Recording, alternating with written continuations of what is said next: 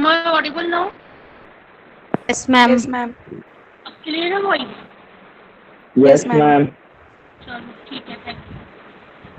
तो हम कहाँ पे थे? हमने बोला कि amalgamation is a process in which two companies, ठीक है, two companies wind up and the new companies is form. Clear? Real life examples क्या क्या है अमेलगमेशन के? देखो, Maruti motors operating in India and Suzuki based in Japan, ठीक है, दोनों को क्या मिल गया? अमेलगमेशन होके क्या बन गया? मारुति सुजुकी। क्लियर? ये पता होगा तुम सबको भी। Yes, ma'am. Yes, ma'am. ठीक है? उसके बाद क्या लिखा है? Gujarat gas limited is an amalgamation of Gujarat gas company limited and GSTC. ठीक है?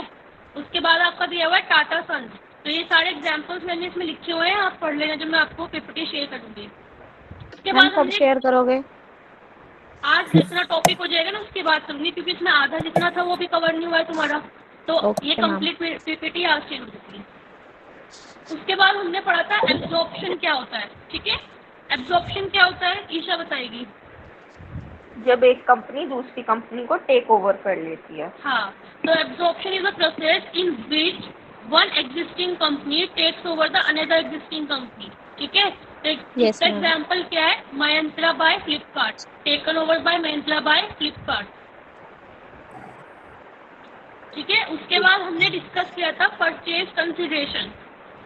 ठीक है? दो टर्म और करी थी discuss, transfer company and transferee company. ठीक है? तो ट्रांसफर कंपनी कौन सी होती है? जो कंपनी का, जिस कंपनी का वाइंड अप हो रहा है। ठीक है? जिस कंपनी का क्या हो रहा है? अमेलगमेशन हो रहा है। Clear? It is also known as amalgamating company. Voice ठीक आ रही है? Yes, ma'am. Yes, ma'am. ठीक है। और ट्रांसफरी कंपनी कौन सी होती है? जिस कंपनी में अमेलगमेशन हो रहा है। अगर हमने अभी एग्जाम्पल दिया था कि आपका मारुति सुजुकी बन गई, तो मारुति एंड सुजुकी ये दोनों क्या है? Transfer company. ठीक है? और मारुति सुजुकी क्या है? Transferee company. यानी जो नई कंपनी बनी है फॉर्म होके, that is known as transferee company. Okay? और नोट्स में मैंने लिखवाया था, it is also known as amalgamated company. Clear है यहाँ तक? Yes, ma'am. Yes. Ma'am. Then we have Yes, ma'am. Discuss purchase consideration. हमने डिस्कस किया था कि जब भी कोई कंपनी, नई कंपनी बनती है, तो उसे पुरानी कंपनी के शेयर होल्डर्स को क्या देना पड़ता है? परचेज कंसिडरेशन देनी पड़ती है। ठीक है? अब परचेज कंसिडरेशन में हम क्या क्या ऐड करते हैं? कोई भी अमाउंट, कोई भी शेयर या कोई भी सिक्योरिटी जो किसको दी जा रही है? Share holders of the transferee company. ठीक है? परचेज कंसिडरेशन में क्या क्या ऐड करते हैं? Any amount which is paid by the transferee company to the shareholders of the transfer company। अब वो शेयर होल्डर्स को क्या दे सकते हैं? नए शेयर्स भी दे सकते हैं, सिक्योरिटी भी दे सकते हैं, कैश भी दे सकते हैं। अच्छा, परचेज कंसिडरेशन में क्या ऐड नहीं होता, ये मुझे बताएगा हेमंत।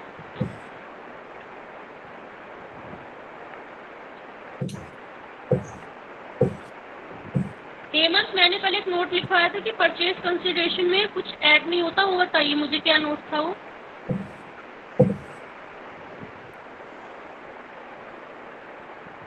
आंचल सिंह।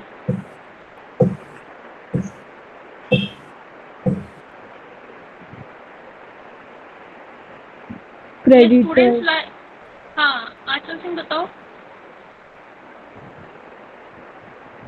ये कुछ स्टूडेंट्स क्लास एक्टिव करके छोड़ देते हैं कि देखो ऐसे पढ़ने को कोई फायदा नहीं, क्योंकि मुझे नाम देखने का शौक नहीं है। अगर पढ़ना है तो क्लास में बैठिए, अदरवाइज लॉगिन करके छोड़ने से कोई फायदा नहीं है। मैम, डिबेंचर होल्डर और क्रेडिटर्स इंक्लूड नहीं होते। Okay, The consideration paid to the ma'am तो debenture सुनने holder. वाले हैं, सुन लेते हैं बस। ठीक है, सुनना नहीं है, बोलना भी अगर मैं डिनोट करूँगी। ठीक है?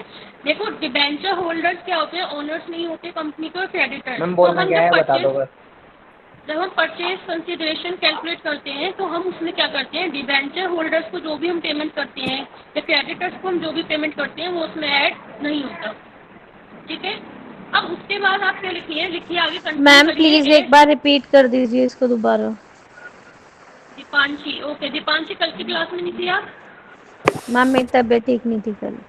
ओके, देखो दीपांशी, जब किन्हीं जो कंपनी का अमेलगमेशन होता है और एक नई कंपनी फॉर्म होती है, तो पुराने कंपनी के जो शेयर होल्डर्स होते हैं, क्योंकि शेयर होल्डर्स क्या होते हैं, ओनर्स ऑफ द कंपनी, ठीक है, तो नई कंपनी को उनको कुछ परचेज कंसिडरेशन देना पड़ता है।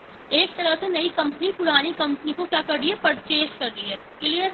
तो उसे कुछ परचेज कंसिडरेशन देना पड़ता है पुरानी कंपनी को, this is known as purchase consideration, ठीक है। अब उसके अंदर क्या Yes, ma'am. होता है कि जो हम शेयर होल्डर्स को, यानी equity share holders and preference share holders, in Yeah, दोनों ma'am. को हम जो भी पेमेंट देते हैं, फॉर एग्जाम्पल्स मैंने इक्विटी शेयर होल्डर को इक्विटी शेयर्स दिए, कैश दिया या डिबेंचर होल्डर्स दिए, तो हम जब परचेज कंसिडरेशन की कैलकुलेशन करते हैं हम वो अमाउंट उसमें लिखते हैं, ठीक है।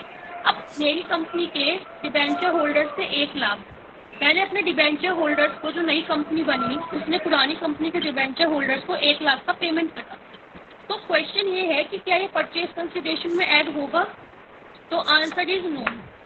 डिबेंचर होल्डर्स एंड क्रेडिटर्स, इनको हम क्या करते हैं, परचेज कंसिडरेशन में इंक्लूड नहीं करते, clear. Yes, ma'am. Yes, ma'am. ठीक है। दूसरा, लिक्विडेशन जब कंपनी का होता है तो क्या आते हैं, लिक्विडेटर के एक्सपेंसेस आते हैं। तो लिक्विडेटर के जो एक्सपेंसेस होंगे उनको भी आप परचेज कंसिडरेशन में ऐड नहीं करेंगे, Okay, ma'am. ठीक है। देखो यहाँ स्पेसिफिकली लिखा हुआ है, purchase consideration should comprise shares and other securities issued as well as cash payment to the share holders of the transfer company, but not made any payment made to liquidate. Liquidate का मतलब है liquidators, creditors, debentures, clear Deepanshi. Okay, Yes, now we ma'am. have two methods. There are two methods of calculating purchase consideration. देखिए, purchase consideration calculate करने के 2 method होते हैं। Number 1, ये screen पे शो है, इसका फोन पड़ा कर सकते हैं।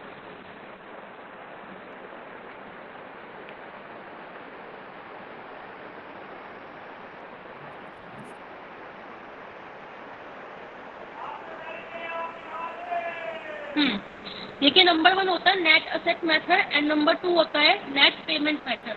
तो लिखिए, कॉपी में लिखिए, अपनी बुक्स में रजिस्टर में लिखिए, methods of calculating purchase consideration. Methods of calculating purchase consideration.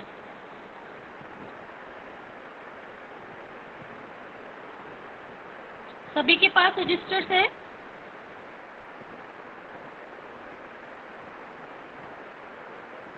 Yes ma'am है। ओके निशान, थैंक यू रिस्पॉन्स करने के लिए।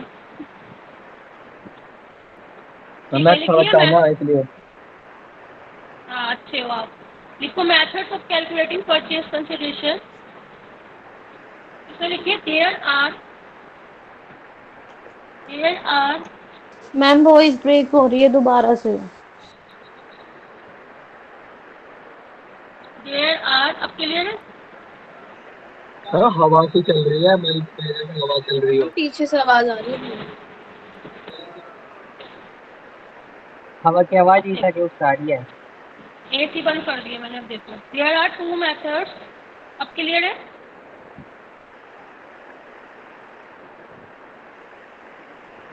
Yes, ma'am.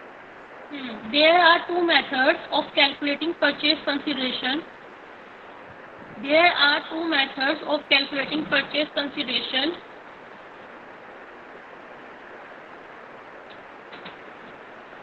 Number 1, net asset method.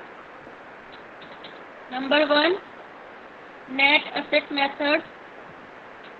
And number 2, net payment method. Number 1, net asset method, and number 2, net payment method.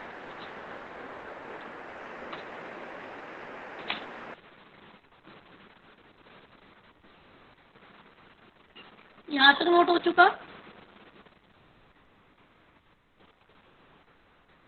Yes, ma'am हो गया। ठीक है, अब फर्स्ट हेडिंग डालिए, net asset method. Net asset method.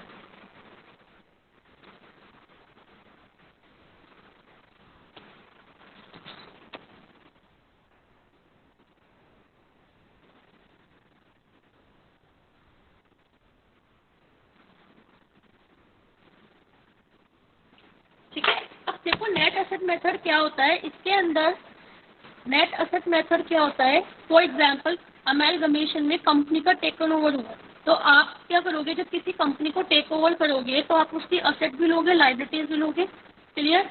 तो नेट एसेट मेथड में क्या होता है कि कंपनी कैलकुलेट करती है कि मुझे कितनी अमाउंट की असेट्स मिली माइनस मुझे कितनी लाइबिलिटी का पेमेंट करना पड़ा, ठीक है। तो इट इज अ अमाउंट, ठीक है, ये क्या होती है आपकी total asset minus total liability. इसमें अगर परचेज कंसिडरेशन आपको कैलकुलेट करना पड़ता है तो आप कैसे करते हो, total asset minus total liability. For example A B company की टोटल असेट्स थी 50 लाख, ठीक है, और लाइबिलिटी थी उनकी 30 लाख। तो कंपनी ने जब उनको परचेज कंसिडरेशन दिया तो 50 माइनस 30 इक्वल टू 20 लाख। तो 20 लाख को उनको क्या करना पड़ेगा, परचेज कंसिडरेशन पे करना पड़ेगा।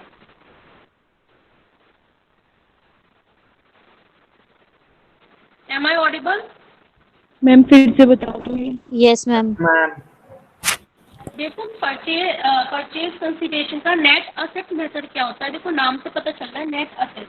तो अगर मैंने क्वेश्चन में दिया कि दो कंपनी है ए एंड बी और उसका टेक ओवर, उसका अमेलगमेशन होकर एक नई कंपनी बन गई सी, ठीक है। दोनों कंपनी की मैंने क्या करा, आपको बैलेंस शीट प्रोवाइड कर दी कि ए कंपनी की बैलेंस शीट ये है, बी कंपनी की। Now you will have to calculate the purchase consideration by net asset method, clear. तो आपको कैसे कैलकुलेट करना पड़ेगा, दोनों कंपनी ए एंड बी दोनों की क्या करनी पड़ेगी, टोटल असेट ऐड करनी पड़ेगी माइनस उनके टोटल क्या लोगे आप, लाइबिलिटी। तो जो नेट अमाउंट आएगी that will be your purchase consideration, clear. Yes और नो? अच्छा, यस मैम। अब Yes, मुझे ये ma'am. बताओ कि जब आप असेट का टेक ओवर करोगे, जब हमारा क्या होता है नेगोशिएशन प्रोसेस होता है, तो जो बुक वैल्यू है असेट्स की, क्या आप उस पर ही ले लोगे उसकी असेट्स को, या फिर फेयर मार्केट वैल्यू पे लोगे या एवरेज प्राइस पे लोगे? मैम फेयर मार्क जो प्राइस चल रहा होगा मार्केट में। हाँ हाँ गुरांश, जो प्राइस चल रहा होगा, फॉर एग्जाम्पल मेरे पास एक मशीनरी है और वो मेरी बुक्स में 10 लाख की है, ठीक है, लेकिन मार्केट में उसका प्राइस है 12 लाख। तो आप क्या करोगे, 12 लाख का उसका टेक ओवर करोगे, क्लियर। या फिर क्या हो यस सकता है कि मैम। नेगोशिएशन प्रोसेस हो सकता है, फॉर एग्जाम्पल मेरी कंपनी की हालत ज़्यादा खराब थी, तो जब किसी कंपनी कोई कंपनी लॉस में होती है तो दूसरी जो अच्छी कंपनी होती है वो उसका फायदा उठाती है। तो आपने मुझसे कहा कि मैं आपको 9 लाख दूंगा इस असेट के, तो उस केस में मुझे 9 लाख की नेगोशिएशन प्रोसेस फाइनल करना पड़ेगा, क्लियर। तो इसमें लिखा है कि आपकी असेट और लाइबिलिटी की वैल्यू क्या आएगी, जो भी एवरेज प्राइस होगा, क्लियर। देखिए, total of asset taken over and should be at fair value minus liability that taken over at an average amount. अब यहाँ फेयर वैल्यू कितनी आ सकता है और एवरेज प्राइस भी आ सकता है, ठीक है। ये मेथड क्लियर हुआ आपको? Yes ma'am. Yes ma'am. Yes, ma'am. ये फॉर्मेट बना लिया आपने, लिख लिया ये? No ma'am. चलो आपने फर्स्ट मेथड ऐसे लिख लिया ना, सेकंड देखते हैं, मैं आपको पीपीटी प्रोवाइड कर दूँगी तो नोट्स, ठीक है। नेक्स्ट देखिए, सेकंड मेथड क्या होता है, नेट पेमेंट मेथड। लिखिए second point, net payment method. Ma'am voice बहुत ज्यादा ब्रेक हो रही है, बार बार नहीं आ रहा समझ में से। पता नहीं नेटवर्क इशू हो रहा है, क्या हो रहा है, मुझे समझ नहीं आ रहा। मैम शायद दीपांशी की कैसे और नेटवर्क खराब सबकी आ रहा है। क्लियर हो रही है? हाँ मेरी क्लियर आ रही है मैम। मैम और सबकी क्लियर आ रही है, आपकी नहीं आ रही। बस तो क्लियर आ रही है आपकी वॉइस।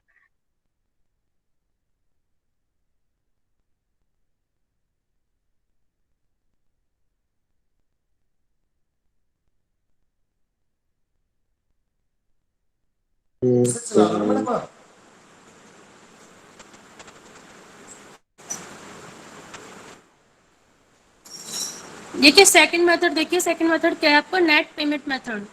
दीपांशी अब क्लियर आ रही है वॉइस? हाँ जी मैम अब क्लियर है। ठीक है, वो नेटवर्क इशू हो रहा है बीच बीच में, इसका मतलब। देखो नेट पेमेंट मेथड क्या होता है, इसमें हम वो अमाउंट लेते हैं कि जो हम शेयर होल्डर्स को पे कर रहे हैं और जो हम प्रेफरेंस शेयर होल्डर्स को पे कर रहे हैं। नेट पेमेंट में हम क्या लेते हैं, वो अमाउंट जो हम शेयर होल्डर्स को पे कर रहे हैं। देखो उसमें लिखा हुआ है total of the consideration paid to both equity and preference share holders in various forms. Clear? Ma'am हम फिर से बता दो एक बार ये 4th पॉइंट। हाँ, 4th पॉइंट देखो। पहले मुझे आप ये बताओ, मुझे वॉइस क्लियर आ रही है नहीं आ रही है, क्योंकि मुझे माइंड में डाउट हो रहा है बार बार। हाँ जी मैम, क्लियर आ रही है, पहले बेस क्लियर। की भी नहीं आ रही थी, पिछला कुछ समझ ना आया मुझे। लास्ट वाला पॉइंट नहीं समझ आया? मैम पहले वो ही आपकी इतनी ब्रेक हो रही थी, अजीब सी आवाज आ रही थी, कुछ नहीं समझ में आया पिछला तो। अच्छा चलो मैं रिपीट कर देती हूँ। देखो फर्स्ट मेथड क्या था, नेट असेट मेथड। ठीक है, नेट असेट मेथड में क्या होता है कि जो भी आपकी ट्रांसफर कंपनी है यानी ओल्ड कंपनी है, उसकी जितनी असेट आपको मिली है माइनस लाइबिलिटी, जितनी आपने उसकी लाइबिलिटीज का पेमेंट करा है, वो माइनस करने के बाद जो नेट असेट बचती है वही आपकी क्या होती है, परचेज कंसिडरेशन होती है। क्लियर? अब आप क्या कर सकते हैं, जो असेट है वो या तो आपकी फेयर मार्केट वैल्यू पर टेकन ओवर होती है या फिर आपकी होती है एग्रीड प्राइस पे। ठीक है, तो एग्रीड प्राइस क्या होता है, वो बुक वैल्यू से कम भी हो सकता है और बुक वैल्यू से ज़्यादा भी हो सकता है। ठीक है, अब क्लियर है यस वॉइस? मैम। अब देखिए मैं इलस्ट्रेशन भी कराऊंगी, आप टेंशन मत लो। देखो नेक्स्ट, देखो net payment method. Net payment method में क्या होता है कि जितना भी आप पेमेंट इक्विटी शेयर होल्डर्स को, प्रेफरेंस शेयर होल्डर्स को करते हो, जितना भी पेमेंट आप किसको करते हो, equity share holders and preference share preference holders. Share holders. ठीक है, वो आपका किस में आता है, नेट पेमेंट मेथड में आता है। ठीक है, इलस्ट्रेशन देखिए इसका। A Limited takes over B Limited, ठीक है, and for that it agreed to pay 5 lakh in cash and 4 lakh equity shares of 10 rupees each, fully paid up at an agreed price of 15 rupees per share.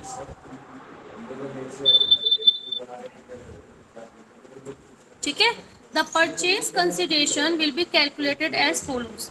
अच्छा अब इसमें देखो हम क्या क्या लेंगे, हमने पेमेंट में क्या किया है, एक तो 5 लाख करें कैश में।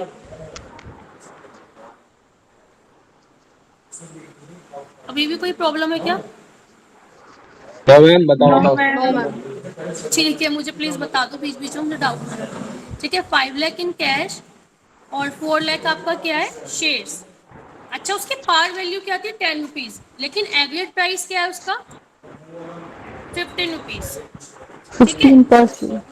हाँ तो मतलब मुझे बताओ। प्रीमियम पे दिया मैम? हाँ प्रीमियम पे दिया है मतलब नमन।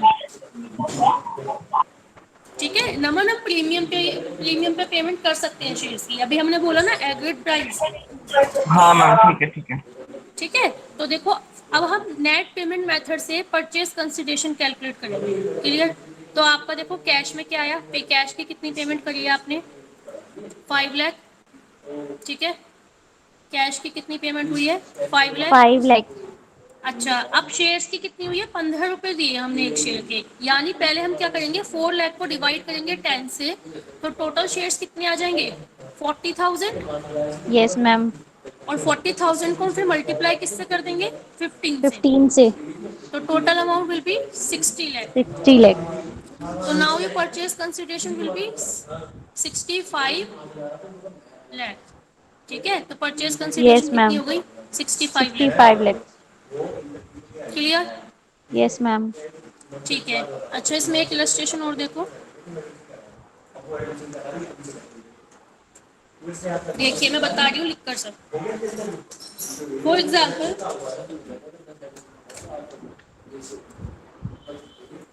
मैम लिखा हुआ दिख नहीं रहा।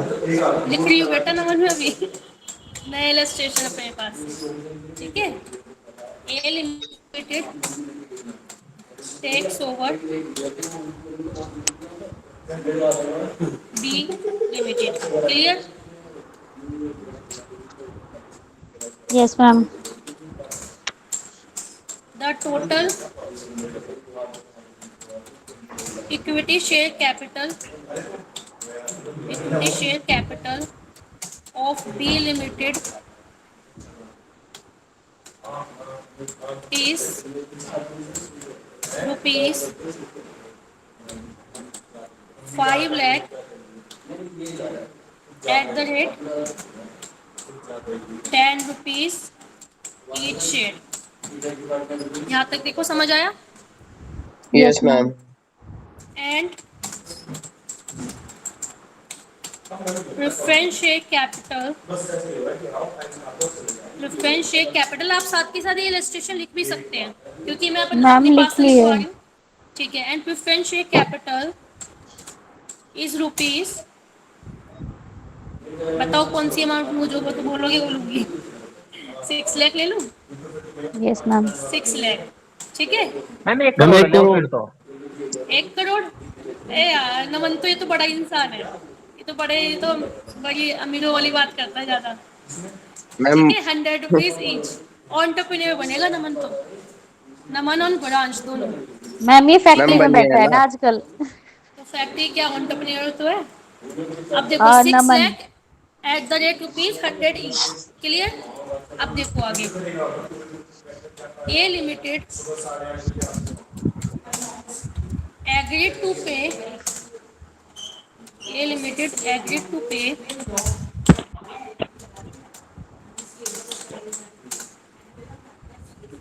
मैम फ़ॉन्ट साइज छोटा कर दो, सारा क्वेश्चन एक बार में दिख जाएगा थोड़ा। फॉन्ट साइज में इसलिए छोटा नहीं कर रही बिकॉज आपको थोड़ा प्रॉब्लम होगी। चलिए आप बोल के तुम कर देंगे। मैम बिल्कुल क्लियर आ रहा है। ठीक है।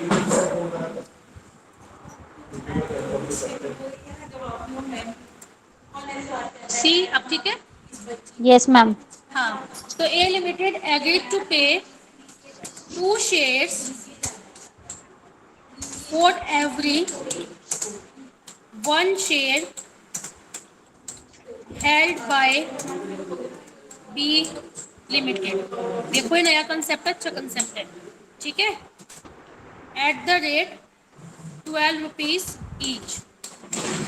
अब ये लैंग्वेज पढ़ो, मैंने क्या लिखा है, A limited agreed to pay 2 shares for every 1 share held by B limited. अब देखो बी लिमिटेड के शेयर्स कितने थे? 50,000। Yes ma'am. अगर मैंने लिखा है कि ए लिमिटेड हर एक शेयर के बदले 2 शेयर देगी, इसका मतलब वो बी लिमिटेड को कितने शेयर देगी? 1 1 लाख, लाख। 1 लाख, ठीक 1 है, लाख क्लियर। शेयर्स देगी। ओके, ठीक है। चलो, and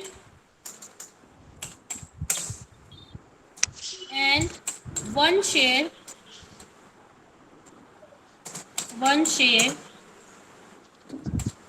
for every 2 preference shares held by B limited. ठीक है। Eight the rate 12,000, 102। 12,000 12,000 12,000 बचेंगे कौन सी इसमें। पार वैल्यू होती है ब्रांच? मैम ठीक है। 100 ईच, उसमें देखो 6,000 100 से तो ईच होगा लिखा मैम था ना, अब मेरा। 2 रुपए का प्रीमियम ऐड कर दिया है यहाँ पे। ठीक है। दोनों आर्यन अटेंड है, दोनों क्लास में। ठीक है। अब देखिए, calculate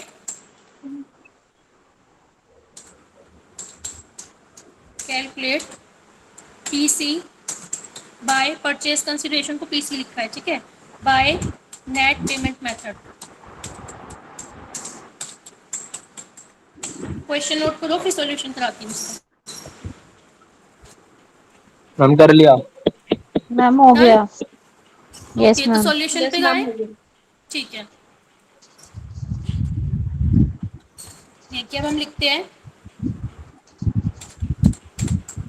calculation of purchase consideration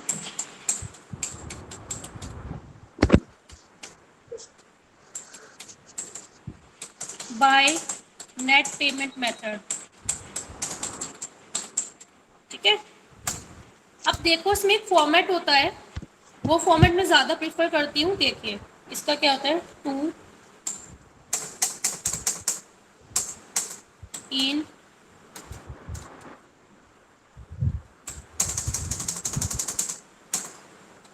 working, 2 in working. ठीक है। और फिर क्या आएगा आपका अमाउंट, 2 in वर्किंग अमाउंट। ठीक है। अब यहाँ टू का सेंस क्या है कि किसको हम पेमेंट कर रहे हैं, किसके शेयर होल्डर्स को हम क्या कर रहे हैं, पेमेंट कर रहे हैं। तो इसमें you can write,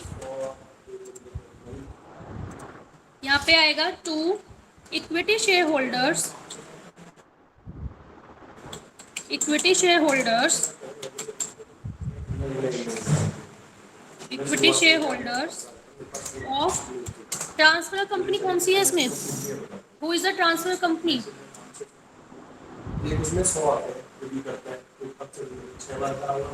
A limited. A कौन, नहीं हम ए A। तो टेकन ओवर किया है ना, A is a transfer company, जो कंपनी क्या करती है आपका टेकन ओवर करती है, तो वो क्या होती है, ट्रांसफर कंपनी। अच्छा सॉरी, ठीक है, तो बी का क्या हुआ है, बी का अमेलगमेशन हुआ है, बी का टेकन ओवर हुआ है, तो बी आपकी क्या है, ट्रांसफर कंपनी। तो हम लिखेंगे equity share holders of B limited. ठीक है, equity share holders of B limited. अब आपका इनमें क्या आएगा, आप क्या दे रहे हो, एक मिनट, ये फॉर्म थोड़ा बड़ा हो गया इसका। ठीक है, इन मतलब हम कौन सी कंपनी में शेयर दे रहे हैं, तो यहाँ पे आएगा equity share capital, equity share capital कौन सी कंपनी में हो रहा है, नई कंपनी कौन सी है आपकी, A। ए। हाँ, तो equity share capital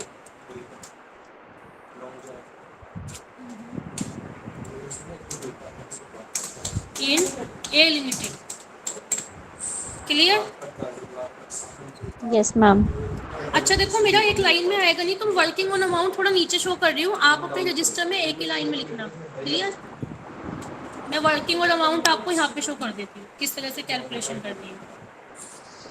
okay ma'am. देखिए अब वर्किंग में क्या आएगा,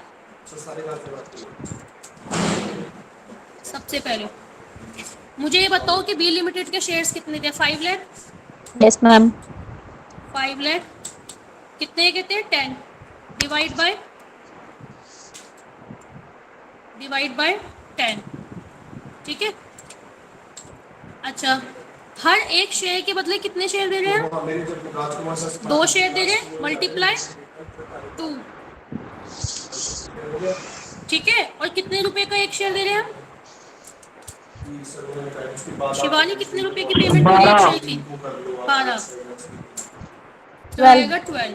चलो अमाउंट बताओ मुझे कैलकुलेट करके, बहुत इजी अमाउंट, कितनी आ जाएगी, 1,20,000, 1,20,000। तो अमाउंट कितनी आई है आपकी, 1 लाख। शेयर्स तो आपके 1 लाख आएंगे ना, तो 1 लाख मल्टीप्लाई 12 लाख नहीं आएगा क्या, 5 लाख के बदले आप 1,20,000 दोगे, अमाउंट हम डबल दे रहे हैं ना।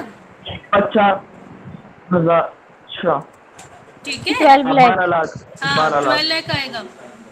तो दिस इज योर अमाउंट, ये अपना आगे 12 लाख अमाउंट के कॉलम में लिख लेना, यहाँ पे मैं लिख देती हूँ। यहाँ तक बताओ, कोई डाउट। No ma'am. ठीक है। अच्छा, प्रेफरेंस शेयर्स की खुद कैलकुलेट करो, सेम फॉर्मेट फॉलो होएगा। क्या लिखोगे, preference share holders of B limited, क्या लिखेंगे 2 के अंदर, preference share holders of B limited.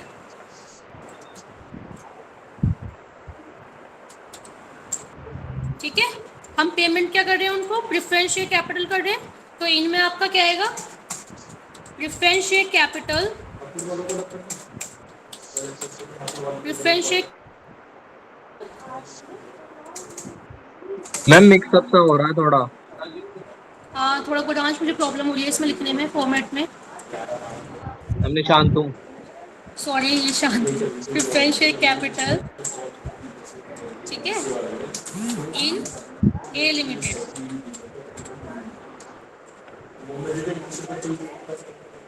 मैं आपको डिक्टेट तो कर रही हूँ, आप इसमें मत देखो, बस मैं आपको कैलकुलेशन पार्ट समझा रही हूँ, अदरवाइज इसमें थोड़ा प्रॉब्लम हो रही है ऐसे। ठीक है, इन साइड में आपका कौन सा अमाउंट आता है कि हम क्या पेमेंट कर रहे हैं, 2 में क्या आता है हम किसको पेमेंट कर रहे हैं, वर्किंग में क्या आता है कि हमने कैलकुलेशन कैसे करी। ठीक है, एक बार मैं सारा फोन छोटा कर देती हूँ।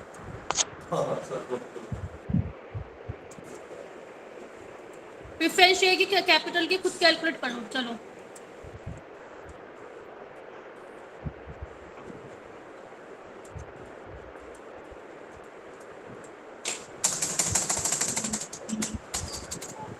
किस किस का कैलकुलेट हो चुका?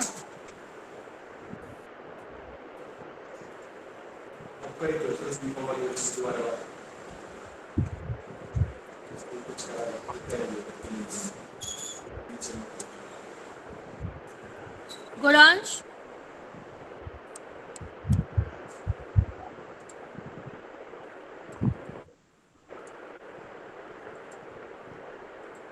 अच्छा देखो, प्रेफरेंस शेयर कैपिटल की अमाउंट कितनी थी?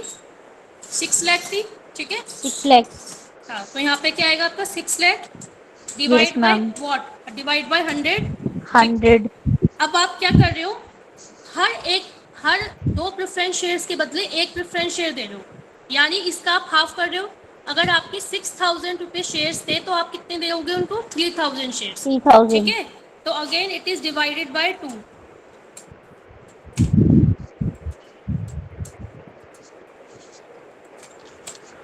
ठीक है। और मल्टीप्लाई क्या आएगा आपका? कितनी अमाउंट पे कर रहे हो आप? 102, ठीक है। कैलकुलेट करो अमाउंट, 3000 मल्टीप्लाई 102, 3,06,000। 3 ma'am lakh 6,000। 3,06,000। तो now your total purchase consideration is, आपका है 3,06,000, नहीं, मैं फ्री हूँ, बताइए। ठीक है। प्रेफरेंस इक्विटी शेयर होल्डर्स को हमने कितना पेमेंट करा था? अरे नहीं सर, क्लास में भी 12 लाख। मैम तो 15,06,000। हाँ, तो टोटल परचेज कंसिडरेशन आप नीचे फॉर्मेट में लिखोगे अमाउंट में टोटल करके, ठीक है। मैं ऐसे लिख रही हूँ। मैम कैश भी तो है। कैश नहीं है इसमें, एक बार इलस्ट्रेशन चेक करो। Total purchase consideration, total purchase consideration आपका क्या आएगा? 50,06,000, ठीक है। यहाँ यस तक नोट मैम। करो और मुझे बताओ कोई डाउट है तो। No ma'am. देखिए ऑनलाइन मोड है, मैं पूरा ट्राई कर रही हूँ आपको डिक्टेट लिख के दिखा के भी, जिससे कि आपको समझ आए, ठीक है। आई होप आ भी रहा होगा क्योंकि मैं प्रॉपर आपको लिख के दिखा रही हूँ सारी चीज़ें। मैम आ रहा है।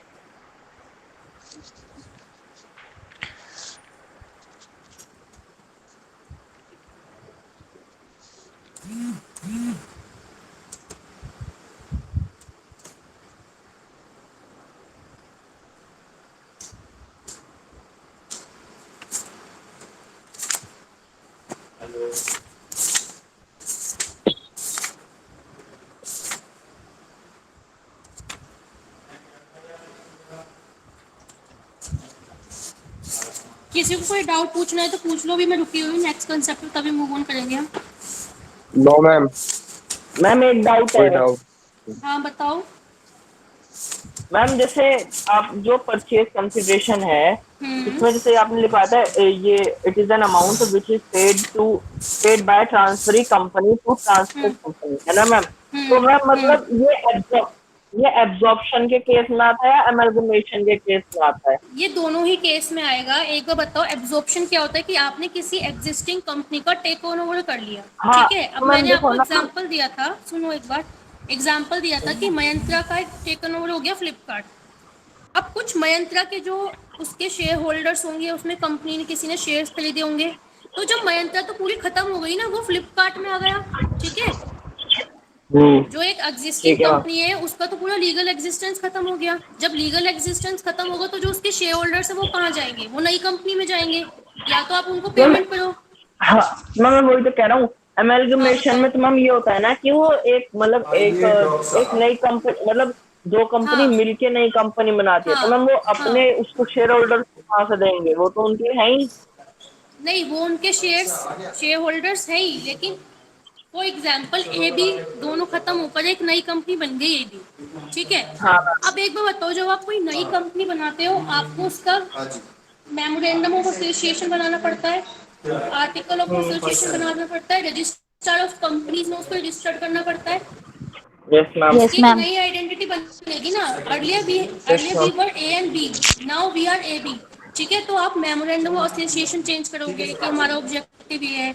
आप रजिस्टर ऑफ कंपनीज में अपनी कैपिटल चेंज करोगे कि अब हमारी नई कंपनी की कैपिटल इतनी है। तो तो मैम जब एक तो मैम हाँ बताओ। मैम तो फिर ए बी जो है अलग, मतलब अलग अलग दोनों की सेटअप करेगी, मतलब सेट ऑफ करेगी, मतलब ए का अलग प्रेफरेंस शेयर्स और हाँ, उनको तो दोनों के लायबिलिटीज शेयर को होल्डर्स सेट अलग होंगे करेगी। ना। फॉर हाँ तो फिर एग्जाम्पल अलग श्रवण, अलग यू करेगी। Are the share holder in A limited और Garansh yes B ma'am. Limited में, तो मुझे गरांश यस को मैम। अलग से पैसे देने पड़ेंगे। फॉर एग्जाम्पल गरांश के पास 10,000 शेयर्स थे, आपके पास यस 1,000 मैम। शेयर्स थे, तो यस दोनों की मैम। अमाउंट तो अलग है ना। ए लिमिटेड के शेयर्स थे, फॉर एग्जाम्पल ए लिमिटेड का शेयर था 15 रुपए का, बी लिमिटेड का शेयर था 20 रुपए का। जो मैंने नई कंपनी बनाई ए बी, उसका शेयर है 12 रुपए का। समझ आ रहा है ठीक है। डिफरेंस? इसलिए ठीक है। आपको अब नई कंपनी की होल्डिंग रखनी पड़ेगी। Now your earlier company, old company is wind up, now you need holding in the new company. तो मैम नेट एसेट मेथड में भी ऐसा ही होगा, जो ए बी होगी यस, वो अलग अलग करेगी, ए के अलग करेगी कंपनी के, बी यस, के उसको अलग। यस। ठीक है। ठीक। ठीक है। अब इसमें भी मैं ठीक है। दो दो तरह के अमेलगमेशन होते हैं, समझाऊंगी मैं। Pooling of interest method and purchase method. तो पूलिंग ऑफ इंटरेस्ट ठीक। मेथड जो होता है उसमें कंपलसरी होता है कि जब आपने दो कंपनी मिलकर एक नई कंपनी बनी है, तो आपको नई कंपनी में पुराने शेयर होल्डर्स कम से कम 75% होने चाहिए। जो पुराने शेयर होल्डर्स हैं उनको कम से कम 75% आपको होल्डिंग देनी पड़ेगी। ठीक है। लेकिन परचेज मेथड में नेसेसरी नहीं है, आपने बस पुराने शेयर होल्डर्स का पेमेंट करा, खत्म काम। अब आप नए शेयर होल्डर्स भी बना सकते हैं।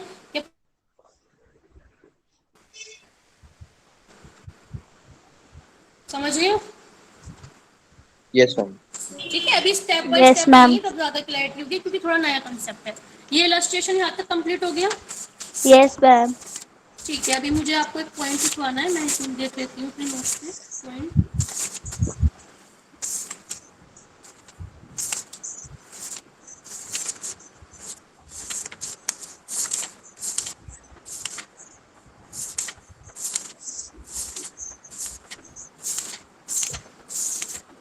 अच्छा चलो, इसमें तो मैं आपको ये लिखवा देती हूँ। लिखो, नोट डालो, लिखो नोट। नोट में लिखिए, मैं लिख के भी दिखती भी हूँ साथ के साथ।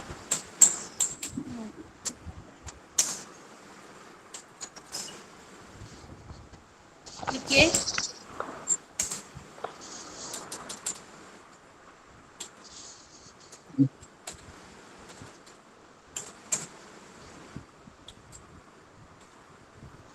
the purchase consideration, the payment of shareholders can be only for absolute shares, can be only for absolute shares। Absolute का मतलब पता है कि जो फ्रैक्शन में नहीं है। ठीक है, the payment of share holders can only be for absolute shares. ठीक है, hence if there is any fraction in shares, then it will be settled by cash। It will be settled by cash।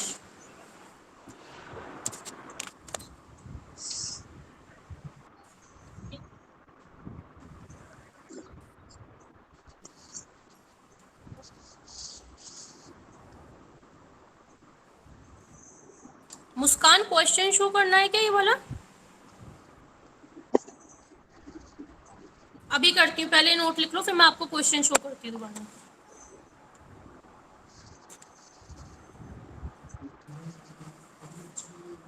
Ma'am हो गया note. ठीक है, अब इसका मतलब समझ आया। फॉर एग्जाम्पल, अगर हम जब शेयर्स को डिवाइड कर रहे हैं,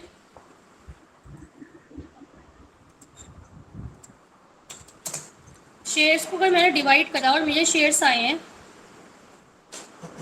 फॉर एग्जाम्पल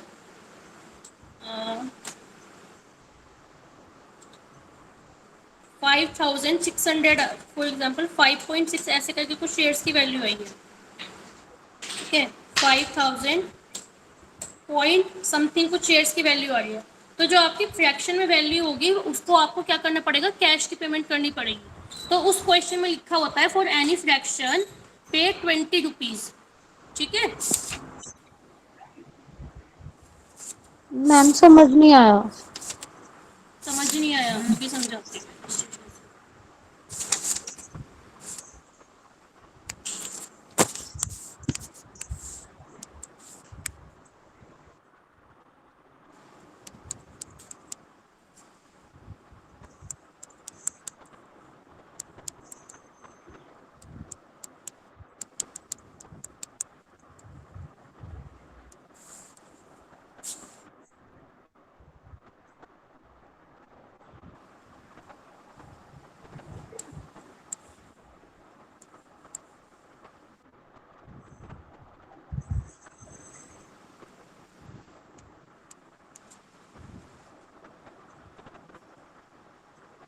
अच्छा यहाँ पे आओ, ठीक है।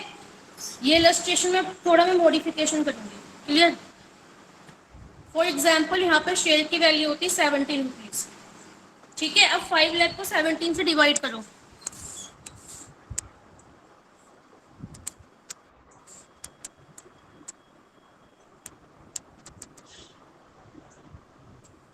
बताओ क्या आ रहा है। मैम 29,411.76 हाँ, ये आ रहा है आपका 29,411.76, ठीक है। अब ये रूल क्या है जो मैंने आपको लिखवाया है, इसका मतलब क्या है कि आप जब पेमेंट करोगे, फॉर एग्जांपल मैंने कहा है हर एक शेयर के बदले 12 रुपये देने हैं, तो आप क्या करोगे, 9,411 की पेमेंट आप कर दोगे 12 रुपीज से, क्लियर, ठीक है। यहाँ पे जो अमाउंट आएगी आपकी, ओके मैम। और 7.6 जो शेयर्स है उसकी जो हमने कैश पेमेंट बताई है उसकी आपको क्या करनी पड़ेगी, कैश पेमेंट, कैश देना पड़ेगा उसके लिए। तो 0.76 के लिए फॉर एग्जांपल क्वेश्चन में लिखा है कि आपको 20 रुपीज पे करना, ठीक है। तो आप ऐसे कर, समझ गए। मैम समझ नहीं आया ये वाला पॉइंट, मतलब आपने 7.6 का समझ नहीं आया पॉइंट वाला।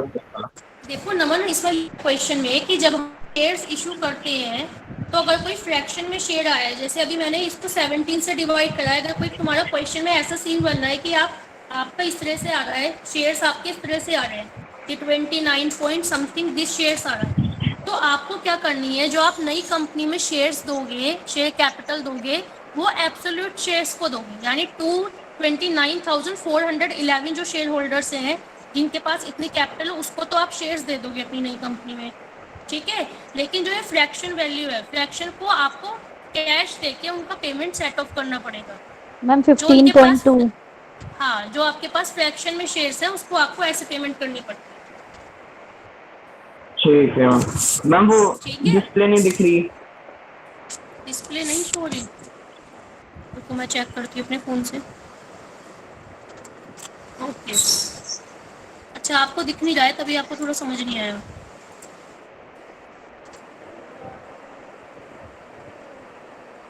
ये थोड़ा टाइम बाद जब क्लास हो जाती है ना अपने आप ऑटोमेटिकली बंद हो जाता है।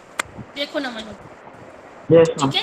जो इलस्ट्रेशन मैंने भी समझाया था उसमें क्या करा, 5 लाख को डिवाइड कर दिया 17 से, फॉर एग्जांपल पार वैल्यू है 17, उस केस में आपके जो शेयर्स की वैल्यू आ रही है वो आ रही है फ्रैक्शन में, ठीक है, डेसिमल में, मतलब 29,411.76। तो ये जो रूल है according to AS 14 accounting standard 14, ये क्या कहता है कि जो आपके एब्सोल्यूट शेयर्स हैं उसको तो नई कंपनी में शेयर होल्डिंग्स मिल जाएगी, ठीक है। तो 29,411 को तो आप क्या दे दोगे, शेयर कैपिटल, यहाँ पे।